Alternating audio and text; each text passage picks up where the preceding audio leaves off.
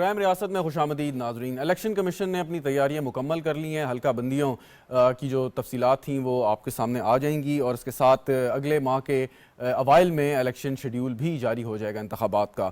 और सियासी जमातें already gear up हो गई हैं, जलसे हो रहे हैं, साथ साथ कॉर्नर मीटिंग्स का भी आगाज़ हो चुका है।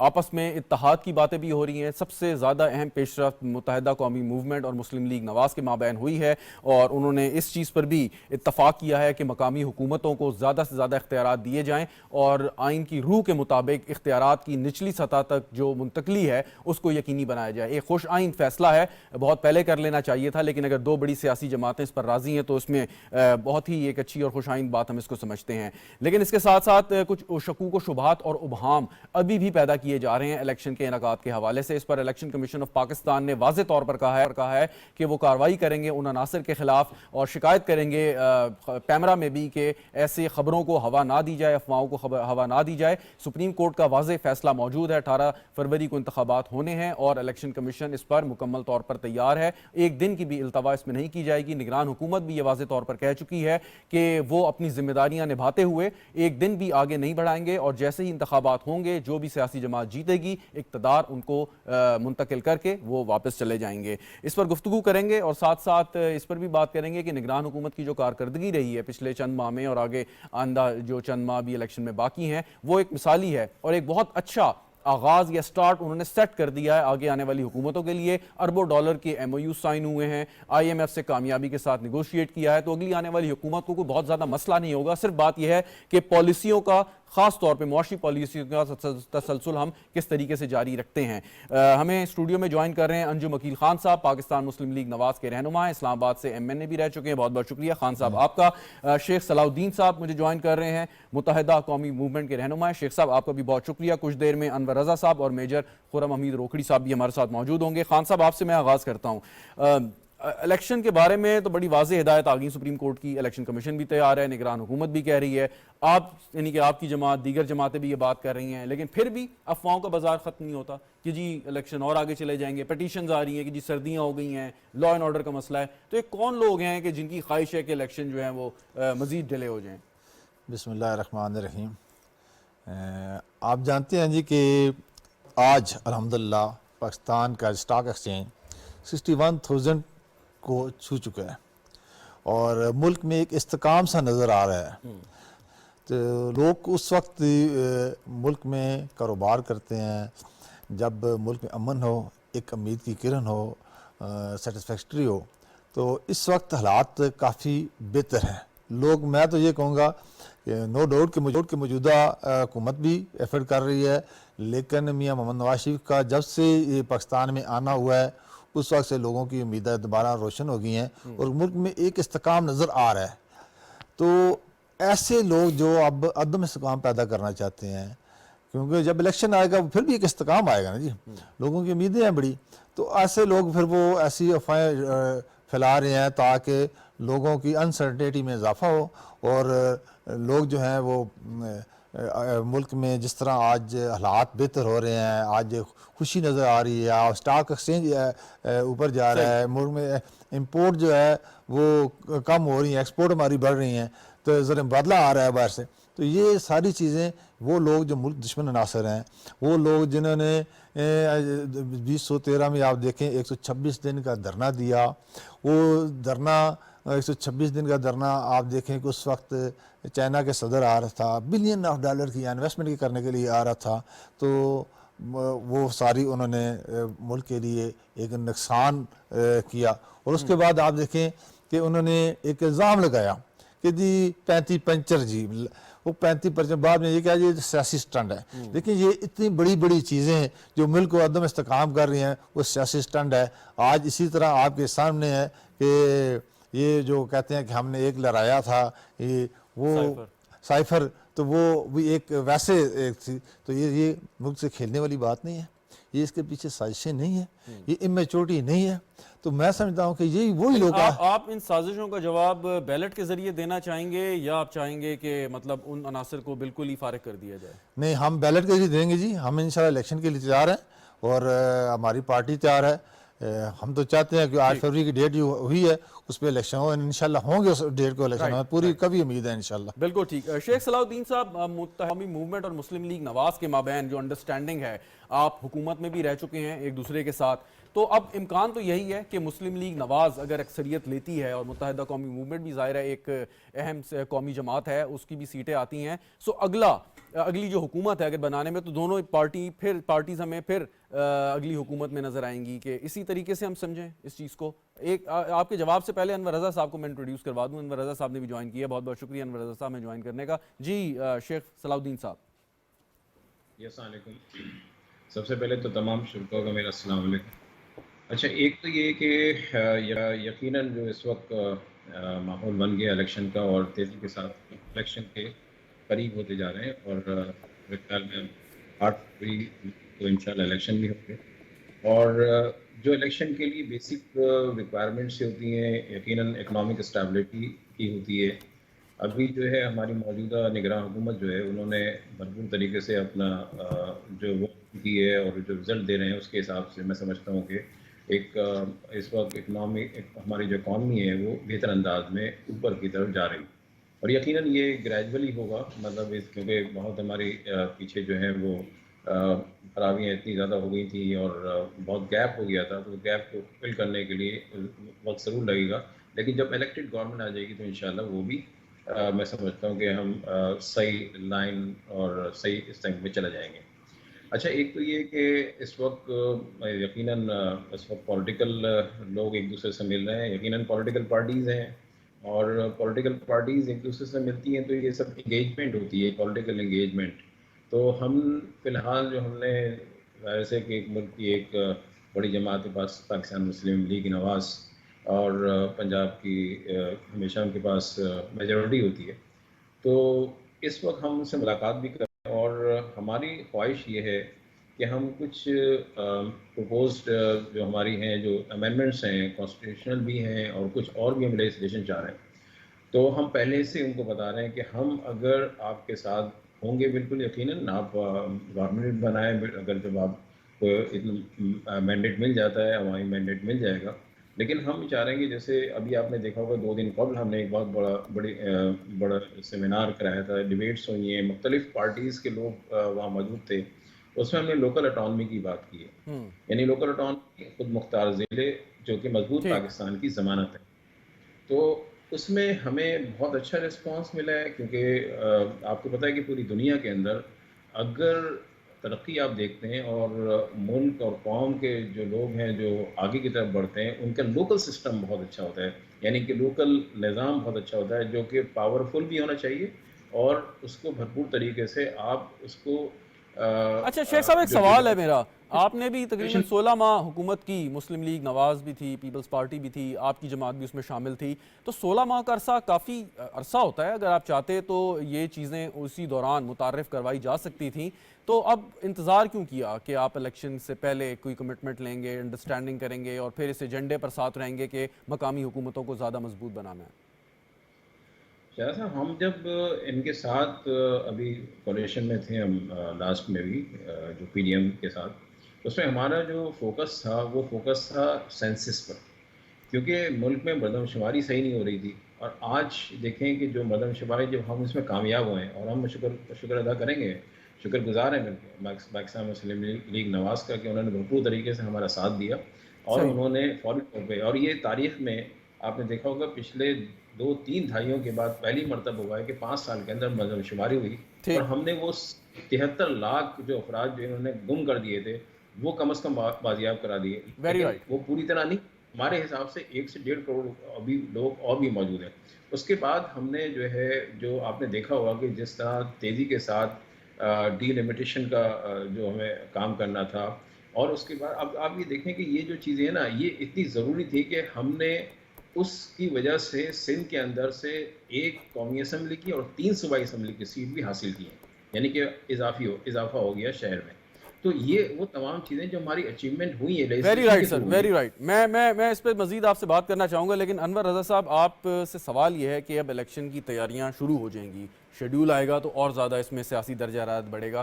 क्वेश्चन है, जो सियासी जमातें हैं अगर मैं तहरीक इंसाफ का जिक्र आपके सामने रखूं और जिस तरीके से अभी वहाँ पे एक फ़ैसला हुआ, वकील जो थे मतलब इतने नॉन सियासतदान वो नहीं हैं, वो वकील यकीनन अच्छे हैं, उनको जो स्टॉप गैप अरेंजमेंट के तौर पे लाया गया।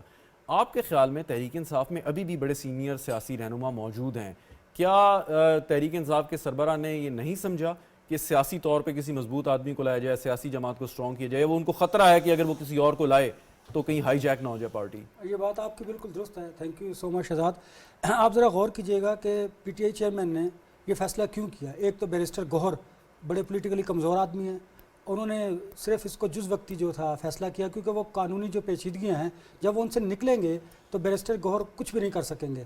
अगर इनकी जगह पे कोई पॉलिटिकल शख्स होता, लेट्स सपोज मैं आपको एक एग्जांपल कोट करता हूँ परवेज़ इलाही की, कि वो डेरेदार हैं, पैसे भी खर्च करते हैं और उन्हें सियासत भी आती है, वो लोगों के काम भी करवाते हैं। वो अगर उनकी जगह पे होते तो जितनी देर पीटीआई चेयरमैन जेल में रहते उस वक्त तक वो अपनी पेनिट्रेशन कर चुके होते, तो अगर वो इंडिपेंडेंटली भी कोई काम करना चाहते तो वो कर सकते थे। अब जब ये फैसला किया गया तो बैरिस्टर गौहर एक तो खुद कुछ नहीं कर सकेंगे, कमज़ोर आदमी है। दूसरी बात ये कि उनकी वजह से जब उन्हें नामजद किया गया चेयरमैन के लिए तो विद इन पार्टी बड़ी रिफ्ट कायम हुई है। जो सीनियर पॉलिटिशियंस है वो और जो लॉयर्स भी हैं उनके दरमियान भी एक रिफ्ट पैदा हुई है और दो तरह से उनको नुकसान हुआ है बैरिस्टर गौहर को। एक तो पॉलिटिकल लोगों का और दूसरा अपनी उनकी कम्युनिटी के लोग उनके मुखालिफ हैं।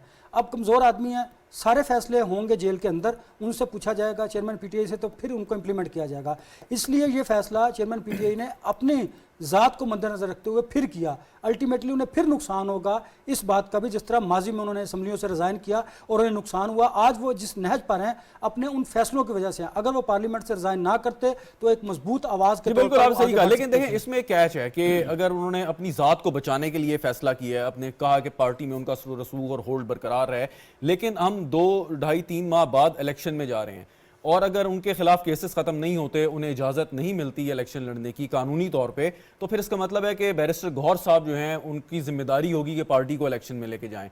अगर बैरिस्टर गौहर साहब फ्रंट सीट पे बैठे हैं और क्या बैक सीट पे या साथ वाली सीट पे परवेज़ इलाही साहब, शाह महमूद कुरैशी और दीगर जो बड़े रहनुमा हैं वो पसंद करेंगे बैठना? बिल्कुल पसंद नहीं करेंगे। लेकिन आप ये देखिए कि इस दफ़ा जो चेयरमैन पीटीआई है उन्होंने फैसला क्या किया है। उन्होंने कहा कि हम इस सारी सिचुएशन को उन्होंने फोर्स ही किया और उन्होंने ये तय किया कि मैं वकला को ज़्यादा टिकट दूंगा। उसकी वजह क्या है कि वो ये समझते हैं कि शायद वकला पुलिस से भी लड़ पड़ेंगे, मीडिया को भी ज़रा हाथ दे लेंगे और जो इलेक्शन हैं उसमें शायद उनको वो जो वो चाहते हैं वो उनके मकासद पूरे हों। एक तो ये बात है, इसलिए उन्होंने। लेकिन दूसरी बात एक सेटबैक ये है कि वकला पैसे नहीं लगाएंगे। जो वकला इलेक्शन लड़ेंगे वो इसलिए लड़ेंगे, पैसे हरगिज़ नहीं लगाएंगे, इसलिए लड़ेंगे कि कम से कम जो उनका ठिया है, जो उनकी वकालत नाम है, वकालत की दुकान है, वो चमक जाएगी तो पीटीआई का टैग लग जाएगा उस पर। उसका फ़ायदा ये होगा। नुकसान क्या होगा? जो सीनियर पॉलिटिशियन है वो कतन इनको एक्सेप्ट नहीं करेंगे। रिफ्ट यही है ना, पार्टी के अंदर से जो आप देख रहे हैं कि इस तरह की जो रेशादानियाँ होती हैं वो पार्टी को कमज़ोर करती हैं। होगा क्या? होगा क्या? चेयरमैन पीटीआई को भी पता है कि वो जो समझते हैं कि 20 से 25 सीटें उनको मिल सकती हैं, उससे फिर ये होगा कि जो इलेक्टेबल्स हैं वो उनकी बात सुनेंगे नहीं। होगा क्या कि चूं चूं का मुरब्बा जो है वो शुरू हो जाएगा तहरीक इंसाफ में। आपने देखा कि जब से उनका अनाउंस किया गया है विद इन पार्टी, आप पॉलिटिशियंस के सीनियर लोगों को देख लें और वकला को देख लें कि उनकी तरफ से बयानात आने भी शुरू हो गए। इससे पार्टी को नुकसान होगा। मैं समझता हूँ शायद पीटीआई चेयरमैन को तो वक्ती तौर पर फायदा, पार्टी को नुकसान होगा। बिल्कुल ठीक। सस्सी पलीजो साहिबा भी हमारे साथ मौजूद है, पाकिस्तान पीपल्स पार्टी की रहनुमा। बहुत शुक्रिया आपका मैम। आज यौम तासीस के मौके पे कोयटा में जलसे से खिताब कर रहे थे बिलावल भुट्टो जरदारी साहब और उन्होंने कहा कि मुल्क को मीसाके जमहूरियत और मीसाके मईशत की ज़रूरत है। As far as we know, मीसाके जमहूरियत तो पहले ही आपने और मुस्लिम लीग नवाज ने साइन कर रखा है। ये किसी नए मीसाके जमहूरियत की बात कर रहे हैं बिलावल भुट्टो जरदारी साहब? बहुत शुक्रिया जनाब। जी बिल्कुल, आज पाकिस्तान पीपल्स पार्टी का यौम तासीस कोयटा में हुआ है और ज़बरदस्त हुआ है। बड़ा रिस्पॉन्स किया है लोगों ने, बलूचिस्तान के लोगों ने चेयरमैन बिलावल भुट्टो जरदारी साहब और नासिर जरदारी साहब को जबरदस्त स्पीच की। मेरे ख्याल में चेयरमैन बिलावल भुट्टो जरदारी साहब जहां करंट जो पॉलिटिकल सिनेरियो है उस पर बात कर रहे थे, वहीं अपनी पॉलिसी और रिकमेंडेशन या आने वाले जो इलेक्शन के बाद उनकी क्या होगी मंशूर के हवाले से, अपने पार्टी प्रोग्राम के हवाले से, तो सबसे ज्यादा बशत की बात तो जाहिर बात है अवलिन जो पॉइंट्स में से है और बिल्कुल सीओडी हुआ था और बेनज़ीर साहिबा ने हमारी शहीदानी हुक्म था, हिदायत थी, और एक मरतबा उन्होंने मुस्लिम लीग नून पर एतमाद करके उनके साथ पार्टी ने मुआहदा किया, तो हमने भी कारकुनान ने भी डिबेट किया ठीक। और हम सारी चीजें भूल गए। मेरे ख्याल में वॉशिंगटन के हवाले से तो बिल्कुल चीजें बेहतर होनी चाहिए, और तभी तो बिलावल साहब ने कहा कि हमारी जंग या हमारी कोई हमारे अपोनेंट या हमारे मुखालफिन कोई शख्स नहीं, लेकिन महंगाई, गुर्बत और मुआशी वसाइल हैं। तो इस हवाले से Pakistan Peoples Party we are working on it, we are working on that particular thing. नहीं, लेकिन अब कहते हैं कि जी मिसाक जमहूरियत की ज़रूरत है, तो एक मिसाक जमहूरियत जब मौजूद है तो दोबारा उस मिसाक की ज़रूरत क्यों पेश आई, या उन्हें ये कहने की ज़रूरत क्यों पेश आई?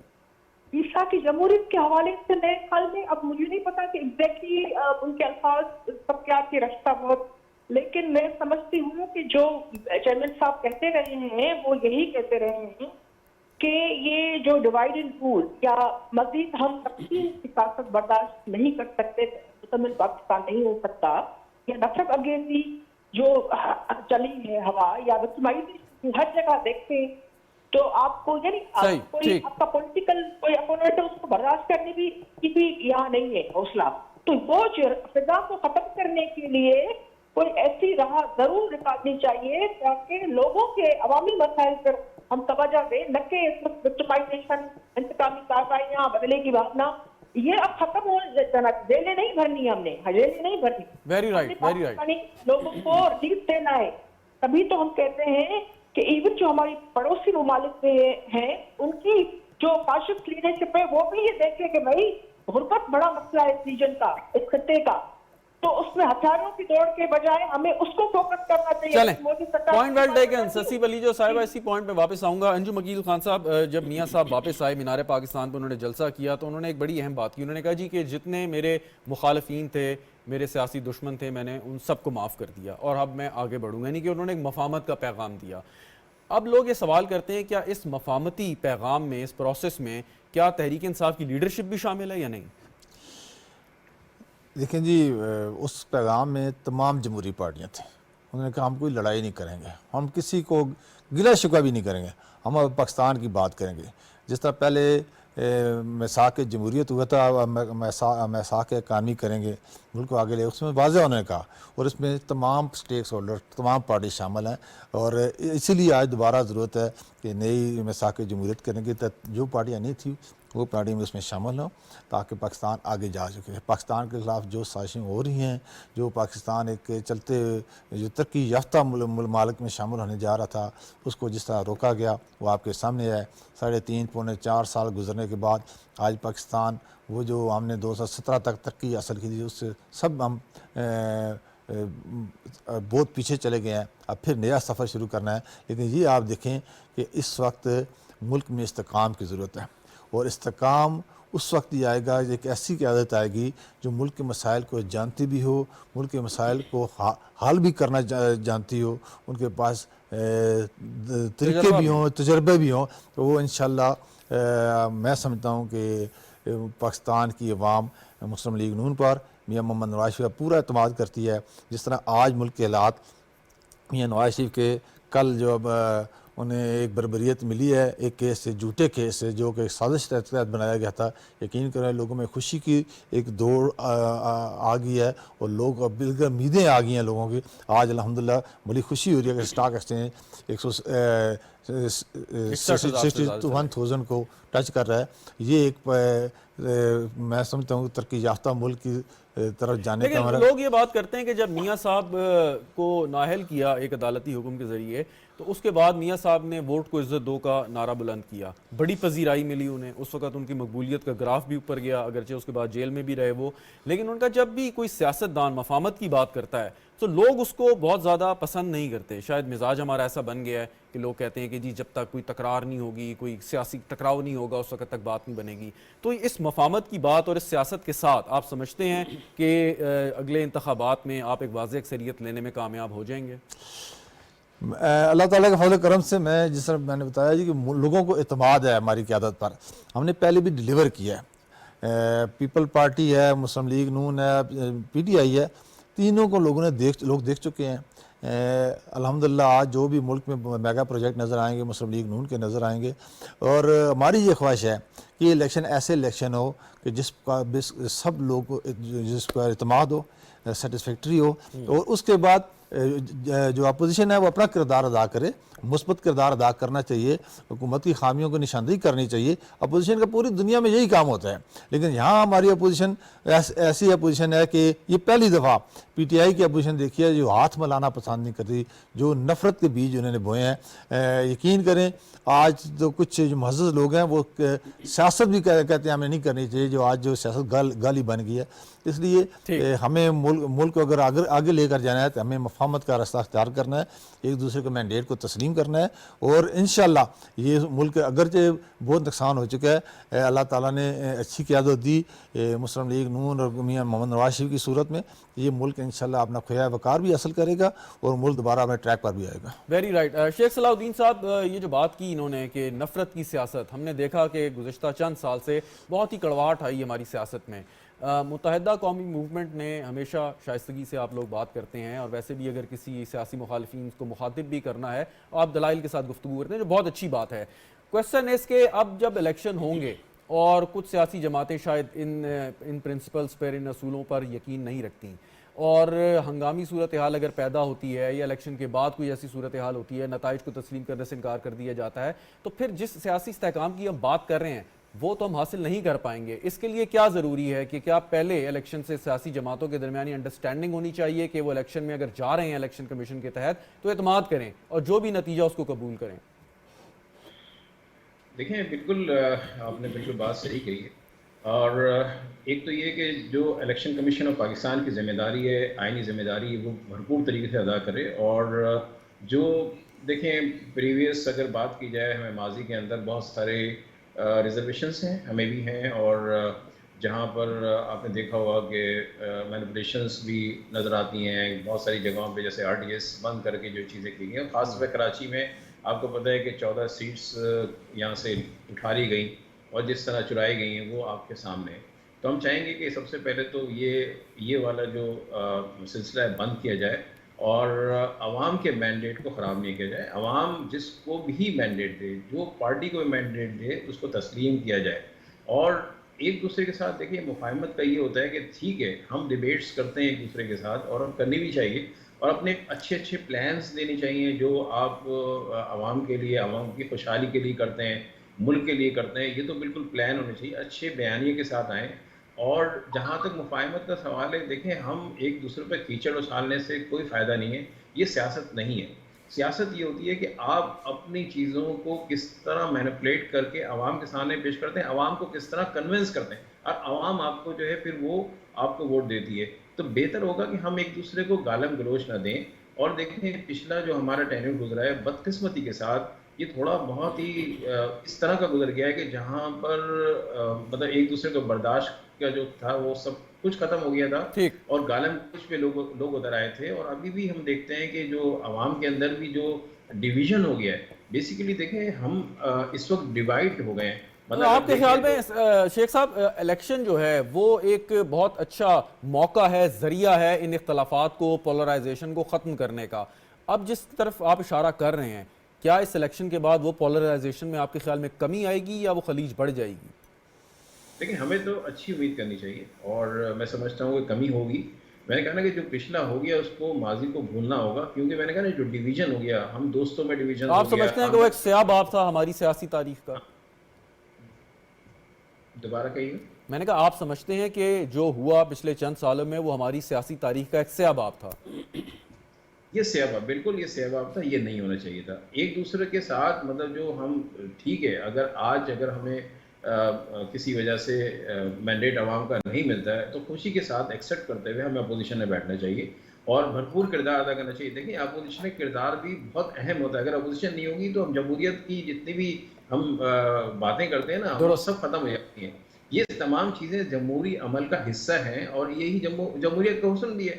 कि आप एक दफ़ा आएंगे, एक दफ़ा नहीं आएंगे, या आपको वहाँ मैंडेट नहीं देती, तो आप फिर अपनी कारकर्दगी को कैसे ये पेश बहुत करेंगे, बहुत कैसे? अच्छी बात की आपने शेख साहब, और यकीनन ये अगर सोच दीगर सियासी जमातें भी अपना लें और इसका खुल्लम खुला इजहार करें कि इलेक्शन के नताइज कबूल होंगे, और अगर अपोजिशन में भी बैठना पड़े, अगर उनको अवाम का मैंडेट उस तरीके से नहीं मिलता तो बखुशी बैठें, क्योंकि अपोजिशन भी एक बहुत अहम हिस्सा है जमहूरियत का और पार्लियामान को चलाने के लिए नागुज़ीर है। वक्फा लेते हैं नाजरीन, वक्फे के बाद गुफ्तगू को जारी रखेंगे, साथ रहिएगा।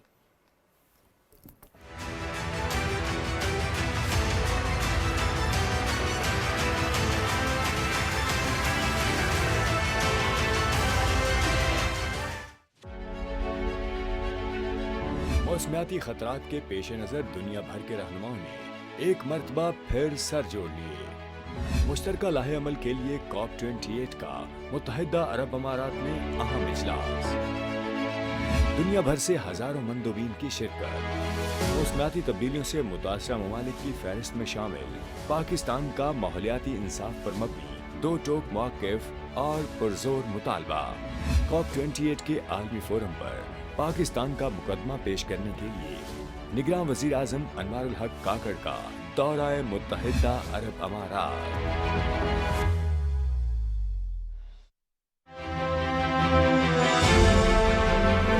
चीन के गेट से हम सरजमीन पाक में दाखिल हुए।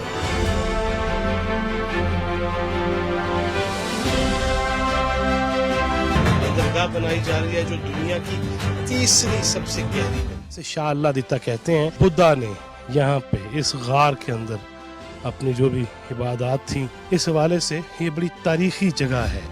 अब तो हमारे यहाँ भी इलेक्शन जो है वो करीब है। कितना करीब है वैसे? बहुत करीब। बड़ी जामे कल्चरल पॉलिसी है जो बेस करती है हमारे एक इंतहाई एनविएबल कल्चरल हेरिटेज पे। जो 9 साल हो जाएंगे हमें, हमने उनकी शक्ल नहीं देखी। कुरान फरमाता है कि आओ उन कॉमन चीजों पे इश्तराक कर लेते हैं जो हमारी तुम्हारी। तक न जले दीप शहीदों के लहू से, कहते हैं कि जन्नत में चरागा नहीं होता।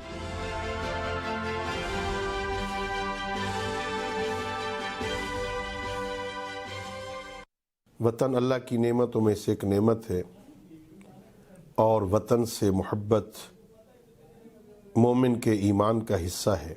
मैं अपने तमाम नाज़रीन, सामीईन, अहबाब को अर्ज़ करूँगा कि वतन में रहते हुए ऐसी बात करना, ऐसी बात लिखना जिससे शिद्दत पसंदी को हवा मिलती हो, किसी मुक़द्दस शख्सियत, किसी मुक़द्दस किताब या किसी के मुक़द्दसात के बारे में ऐसी बात करना जिससे किसी के दिल आज़ारी होती हो, खुसूसन सोशल मीडिया में आप उससे परहेज़ करें। इससे दुश्मन का एजेंडा पूरा होता है। आप परहेज़ करें ताकि मुल्क में अमन और सुकून हो और हम प्यार और मोहब्बत से इस मुल्क में रहकर इसकी खिदमत कर सकें।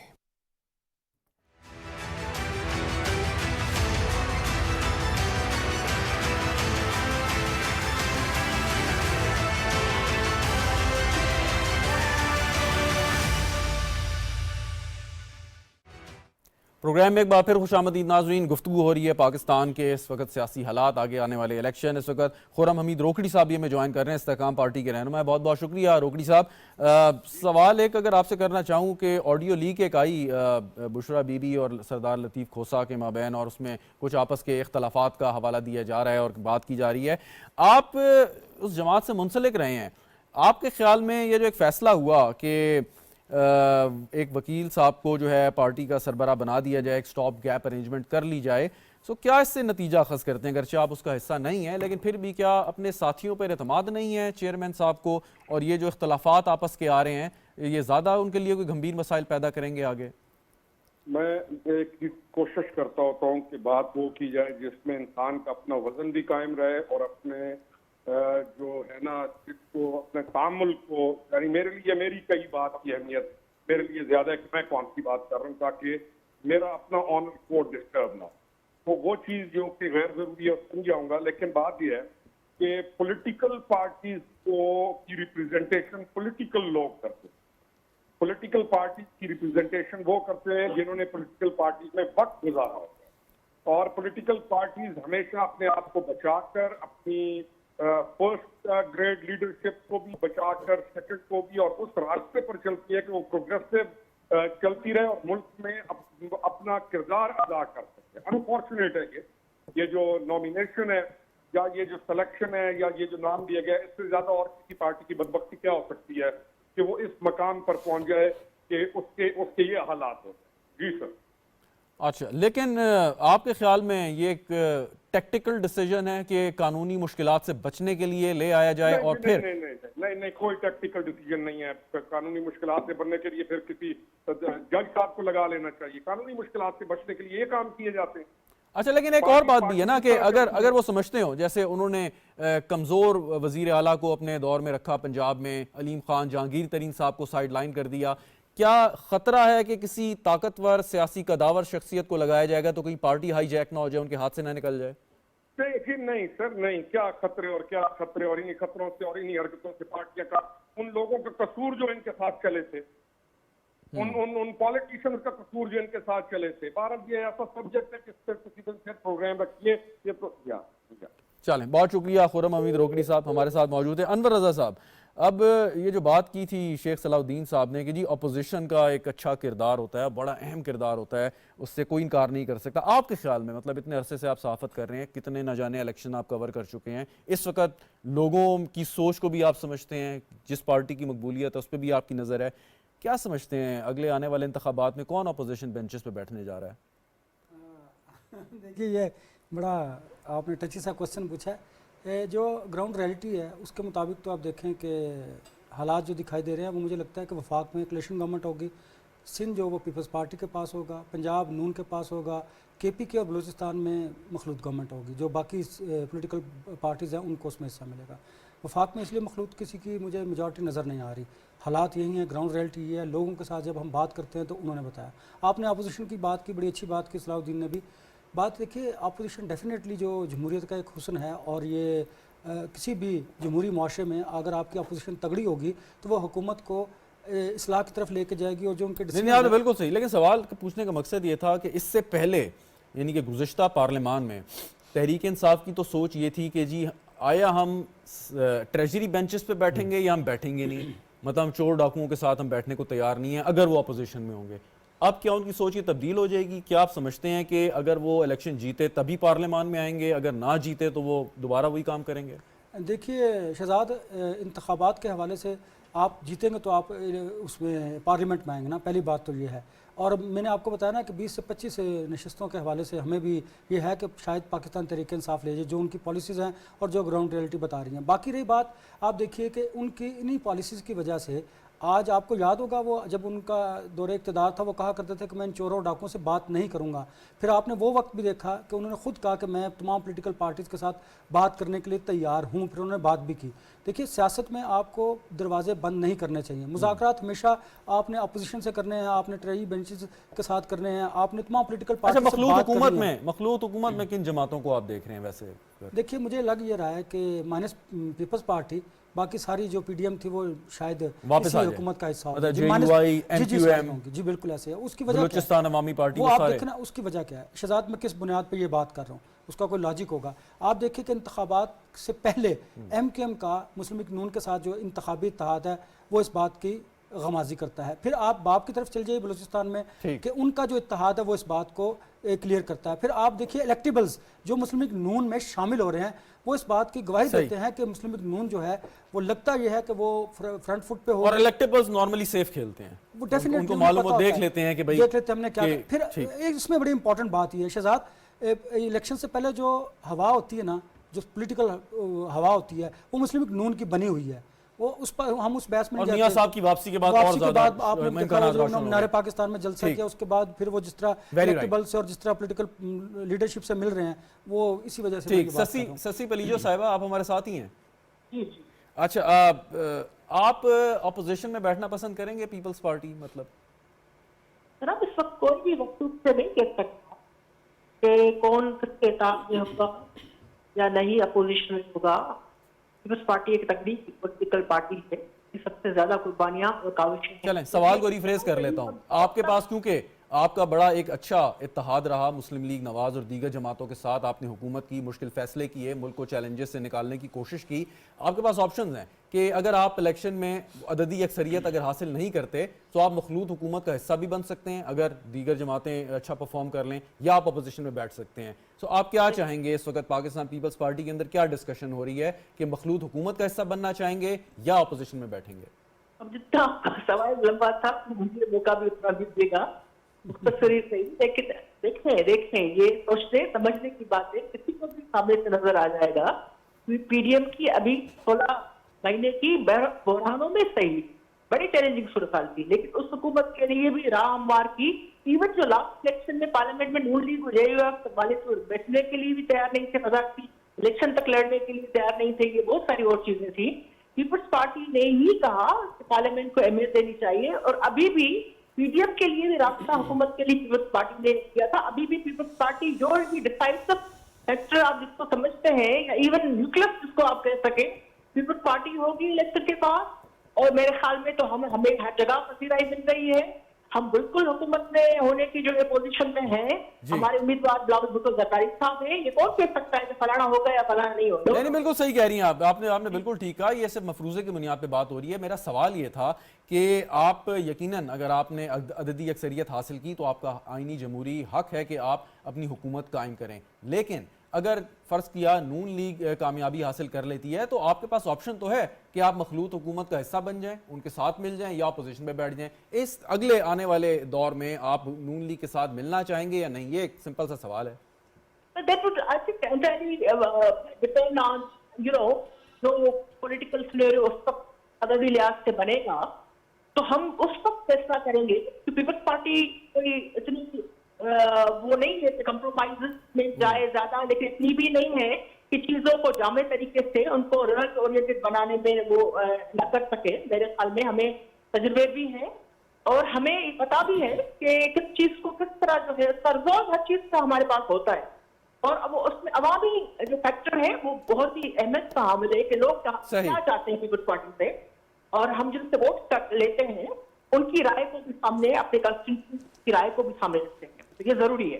बिल्कुल सही। अंजुम वकील साहब, मियाँ साहब ने एमक्यूएम से गुफ्तगू की, आपकी जमात बड़े आगे तक चली गई है बातचीत में, बलूचिस्तान अवामी पार्टी के साथ बात की, कई लोग आपकी जमात में शामिल हो गए।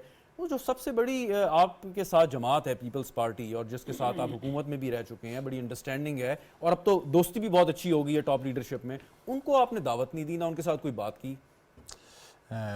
मेरे ख्याल में जी पीपल पार्टी से बहुत अच्छी हमारी कोलिशन रही है, और अगर जो वो हमारी कोलिशन के ऐसा नहीं थे, लेकिन जो 15 महीने थे बड़े अच्छे गुजारे हैं। आइंदा भी आपने सेक्रेटरी जनरल प्रेशर साहब बयान सुना होगा कि हम इलेक्शन के बाद कोलिशन में जा सकते हैं, तो अगर वो आना चाहेंगे तो हम उन्हें वेलकम करेंगे। देखिए जी, हमने तो पाकिस्तान को चलाना है, हमारी पार्टी है मुल्क चलाना, वो जिस तरह बेहतर से बेहतर सीखे चल सके, जो अपना किरदार अदा कर से, हर पार्टी को हम वेलकम कहेंगे। और इस वक्त ज़रूरत है तमाम पार्टियों का मुत्तहिद होना और पाकिस्तान के लिए मुत्तहिद होना। इंशाल्लाह कोशिश पूरी है कि तमाम पार्टियां मुत्तहिद होकर पाकिस्तान को जिसकी खोई जो मंजिल है उस मंजिल को दोबारा उस मंजिल की तरफ लेकर जाएँ, और आज भी सारी पार्टियाँ का मैच्योर हो जाएँ तो कोई शक नहीं कि पाकिस्तान आगे की तरफ जा सकता है। साजिश पाकिस्तान के मतलब से साथ ना करें, जो साजिशें पहले हो रही थी वो आज देखें ना आप, 2013 से लेकर आज दिन तक जो पाकिस्तान के साथ जो साजिशें हुई और अभी तक पाकिस्तान उसको संभल नहीं रहा, ये बहुत बड़ी इसकी कास्ट हमने अदा की है और पाकिस्तान की अवाम ने इसकी कास्ट अदा की है। इंशाल्लाह उम्मीद है अच्छी, अल्लाह ताला खरीद करेगा, ये इलेक्शन अच्छे होंगे, लोगों का इस इलेक्शन पे इत्मीनान होगा। जो पार्टी जो मैंडेट हासिल करेगी उसके मुताबिक उसको बैठना चाहिए। हाँ, जो हमारे साथ हुकूमत में आना चाहिए तो वेलकम करना चाहिए, वो आके मुल्क के लिए किरदार अदा करें, इंशाल्लाह उनको वेलकम करेंगे। बिल्कुल ठीक। शेख सलाहुद्दीन साहब, फाइनल क्वेश्चन आपसे कि मजबूत पार्लियामान बहुत ज़रूरी है, मजबूत हुकूमत बहुत ज़रूरी है, उसके पास फैसले की कुव्वत हो। अगरचे सियासी जमातें ये भी बात करती हैं कि 2/3 अक्सरियत मिलनी चाहिए ताकि जो अहम फैसले हैं या कुछ आइन में तरमीम जो करनी है जो कि नागुज़ीर हैं वो भी कर ली जाएँ। आपके ख्याल में अगर कोलिशन गवर्नमेंट बनती है तो वो कामयाबी के साथ वो मुश्किल फ़ैसले कर पाएगी, या ज़रूरी है कि एक सियासी जमात अच्छा मैंडेट लेके आए और मुल्क को इन मसाइल के भंवर से निकाले? क्योंकि PDM की हुकूमत के जाने के बाद जो गुफ्तगू हमारे सामने आई है, शिकवे शिकायतें आई हैं, तो यही अंदाज़ा लगाया कि मखलूत हुकूमत को चलाना एक इंतहाई मुश्किल काम है। बिल्कुल सही है। देखें, इसी वजह से बहुत सारी जो पार्टीज़ हैं, जो बड़ी पार्टीज़ हैं, उनकी ख्वाहिश यही रहती है कि हम 2/3 मेजॉरिटी लेकर आएँ ताकि हमें लेजिस्लेशन में प्रॉब्लम ना हो और हम डिलीवर कर सकें। अच्छा, अब मैंने कहा, पहले भी आपसे कहा था ना कि मतलब जो अपोजिशन की पार्टीज़ होती हैं उनका बड़ा अहम किरदार होता है। असल में देखिए, हमारी जो कॉन्स्टिट्यूशन अमेंडमेंट्स होती हैं उसमें भी यही होता है कि हमें 2/3 मेजॉरिटी के बगैर हम नहीं कर सकते। कुछ लेजिस्लेशन होती हैं जो सिंपल मेजॉरिटी के तहत हो जाती हैं। अच्छा, अब होता ये है कि जो भी हुकूमत आती है वो ये समझती है कि मेरे सबसे ज़्यादा बिल्स, मेरी अमेंडमेंट या मेरी कॉन्स्टिट्यूशन अमेंडमेंट ज़्यादा हो, इस वजह से अपोजिशन को थोड़ा सा पीछे रखते हैं। तो यहाँ पर हमें असल में होना ये चाहिए कि हम जमहूरियत में हैं और हम एक दूसरे की रिस्पेक्ट करते हुए उन चीज़ों को जो कि मुल्क और कौम के लिए बेहतरीन उनके मफादात में हो तो वो फैसले करें, चाहे हुकूमत में हो चाहे अपोजिशन में। और अपोजिशन को भरपूर साथ देना चाहिए हुकूमत का, और जहाँ हुकूमत के गलत काम देख रहे हैं, जहाँ मुल्क को नुकसान पहुँच रहा है तो फौरी तौर पर उसको रोकना चाहिए। यही बेसिक काम होता है। लेकिन होता ये है कि साहब, बात ये कि जैसे फ़र्ज़ करें कि अगर आप इलेक्शन में खड़े होते हैं और आप कैंडिडेट होते हैं तो आवाम आपको जब वोट देती है ना, वो ये कहती है कि आप जो है इलेक्शन में जीत के आएंगे और हमारे काम करेंगे। तो उस वक्त एक बड़ी आपके चैलेंजिंग पोजीशन ये होती है कि अगर फ़र्ज़ करें कि आप अगर फ़र्ज़ करें कि वो चीज़ें जहाँ पर आपकी पार्टी जो है इतनी मेजॉरिटी में नहीं होती और आप अपोजिशन में आते हैं या कोई और इसमें आते हैं, तो हम अपोजिशन जो हुकूमत में होते हैं अपोजिशन को सही तरीके से ट्रीट नहीं करते, जिसकी वजह से चीज़ें जो है ख़राब होने लगती हैं। तो ये एक हमारी आपस के अंदर जो एक जमहूरियत के अंदर जो एक रिकन्सिलेशन हो चाहिए, एक दूसरे के साथ मुफाहमत के साथ बढ़ना चाहिए, वो नहीं कर पाते।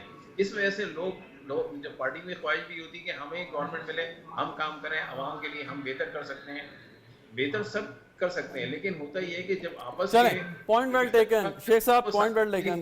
ज़रा वक्त बहुत महदूद है मेरे पास, आखिरी सवाल आपसे, लास्ट 2 मिनट्स हैं अनवर रज़ा साहब, कि ये पीपल्स पार्टी और नून लीग, पीपल्स पार्टी ज़रा ज़्यादा एग्रेसिव आजकल हमें नज़र आ रही है, सिर्फ और सिर्फ ये वोटर्स को अपनी तरफ खींचने की बात चल रही है? अदरवाइज़ देखा जाए तो शायद उन्हें ये महसूस होता है कि इस वक्त सियासी हरीफ उस तरीके से मैदान में नहीं है, तो चलें एक दूसरे को बना लेते हैं इलेक्शन की खातिर। देखिए, सियासी हरीफ तो उन्हें पता है कि मैदान में मौजूद है, और जो पॉलिसीज़ हैं उनकी वो ये है कि जो आसिफ अली जरदारी साहब है वो चाहते हैं कि मुफाहमत के ज़रिए इस्टेब्लिशमेंट के साथ और बाकी सियासी जमातों के साथ मिलकर कुछ ना कुछ हिस्सा ले लिया जाए। और जो बिलावल भुट्टो है वो बिल्कुल पब्लिक की जो पॉलिटिक्स है उसको उस पे उनको देख रहे हैं, उसी जज्बात के तहत वो इस तरह की गुफ्तगू भी करें ताकि लोगों को ज़्यादा से ज़्यादा मोटिवेट किया जा सके। और जो खोया हुआ मुकाम है पीपल्स पार्टी का पूरे मुल्क में, सिंध की हद से मैं निकल के कह रहा हूँ, उसको हासिल किया जा सके। पंजाब में इस तरह परफॉर्म करना चाहिए था पीपल्स पार्टी को, वो नहीं कर रहे। अनफॉर्चुनेटली अगर आप मुझे इजाज़त दीजिए तो नून भी नहीं कर पा रही, लेकिन वहाँ पर IPP ने जिस तरह कॉर्नर मीटिंग्स की हैं, आपने जलसे किए हैं, वो इन दोनों से बेहतर किए हैं। जबकि ये 2 बड़ी सियासी जमातें हैं, इनको इस तरह से बड़े जलसे करने चाहिए थे। लिहाजा वो एक पोलिटिकली उन्होंने अपनी एक हिकमत अमली वज़ा की हुई है, उसके तहत बिलावल भुट्टो जरदारी साहब और आसिफ अली जरदारी साहब चल रहे हैं। बिल्कुल ठीक। फाइनल कमेंट अंजुम वकील साहब, इस्तेहकाम पार्टी जो है वो अपनी जो है वो दिखा रही है कि जोश भी, जज्बा भी और कामयाबी के लिए बड़े पुरुमीद हैं। आप समझते हैं कि मेन राइवल अगले इंतखाबात में इस्तेहकाम पार्टी होगी आपकी या तहरीक इंसाफ? लेकिन इस्तेहकाम पार्टी नो डाउट बड़ा काम कर रही है, बड़ी मेहनत कर रही है, तो आज के जो हालात हैं मेरे ख्याल में वो भी हो सकती हैं। लेकिन ये भी हो सकता है कि वो हमारे साथ हो इलेक्शन जीतने के बाद पाकिस्तान की तमीर में काम करे, इसमें ये भी हो सकता है। पहले साथ मिला लें पहले भी आए जाए वेलकम, लेकिन ये इलेक्शन के बाद अगर अच्छी सीटें ली तो शायद वो हमारे साथ। तहरीक इंसाफ से आपको कोई खतरा नहीं है? नहीं, तहरीक इंसाफ से कोई खतरा नहीं है। वो उसके मेरे ख्याल में उसने जो चेयरमैन है खुद उन्होंने अपनी पार्टी को ख़त्म कर दिया है। उनके जो फैसले हैं वो बचकाना फैसले, वो उसने खुद अपनी पार्टी को ख़त्म कर दिया। अब इंशाल्लाह पाकिस्तान को तरीके इंसाफ से कोई खतरा नहीं है। अपने सियासी हरीफ को अंडर एस्टिमेट कर रहे हैं? नहीं, कोई अंडर एस्टिमेट नहीं कर रहे। जो हालात हैं वो नज़र आ रहे हैं, आप देख लें। जो लोग उनके साथ जोगदार जोग गए थे, जोगदार जोग वापस क्यों गए? वो समझ चुके हैं, जो लोग वापस आ रहे हैं वो समझ चुके हैं कि PTI एक साजिशी जमात है जो किसी और के झंडे पे चल रही है, जब उसके साथ रहना मुल्क के लिए नुकसानदेह होगा, और वो वापस समझ के वापस आ रहे हैं। ठीक ठीक, चलें, बहुत शुक्रिया अंजुम वकील साहब, अनवर रज़ा साहब, ससी पलीजो साहिबा, शेख सलाउद्दीन साहब हमारे साथ मौजूद थे। नाज़रीन, गुफ्तगू आपने देखने का शुक्रिया, इजाज़त दीजिए, खुदा हाफ़िज़।